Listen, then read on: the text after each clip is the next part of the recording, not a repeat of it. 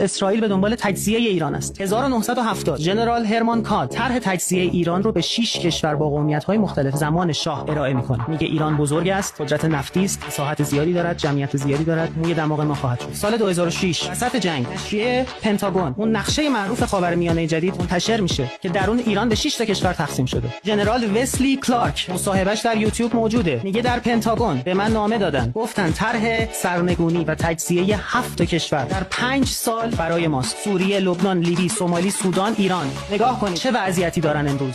یا بدبختن یا در آستانه تجزیه ان و یا تجزیه شده‌اند. لیبی در آستانه تجزیه است. تجزیه شدن. سوریه در آستانه تجزیه است. سودان شمالی جنوبی شده آقای دکتر. خیلی وقت. اینا همه برنامه است. برنامه خیلی دیگه برای ایران هم این برنامه رو دارن دیگه. اذعان رسمی ترامپ اول ریاست جمهوری این سری میگه منطقه به این گندگیه و اسرائیل اینقدره. اسرائیل خیلی کوچیکه. اسرائیل باید بزرگتر شه. مگه رسما نتانیاهو نیومد گفت ما به دنبال اسرائیل بزرگیم از میرتو فرات. دیگه صدای عربستان هم در اومد. هزار تا بدبختی داره. یکیشو میتونیم جلوشو بگیریم. نگیریم؟ بذاریم ایران به فنا بره. به قول آقای دکتر با 3000 سال تمدن. آقای دکتر اشاره کردن که ایران تهدید وجودی نداره. جمهوری اسلامی تهدید وجود داره. ما یه ماه فرودگاه نداشتیم. فرودگاه کی بود؟ جمهوری اسلامی بود یا فرودگاه ایران بود؟ این تهدید موجودیتی به جمهوری اسلامی یا به ایرانه؟ حمله به جمهوری اسلامی حمله به مردم ایرانه. تحریم جمهوری اسلامی تحریم مردم ایرانه. زیرساخت‌های جمهوری اسلامی زیرساخت‌های ایرانه. اگر بشار اسد نرفت، چرا هر روز داره سوریه رو میزنه؟ چرا تمام زیرساخت‌های سوریه رو هنوز داره نابود میکنه؟ چرا ساختمون ثبت احوال سوریه رو میزنه؟ یک واقعیت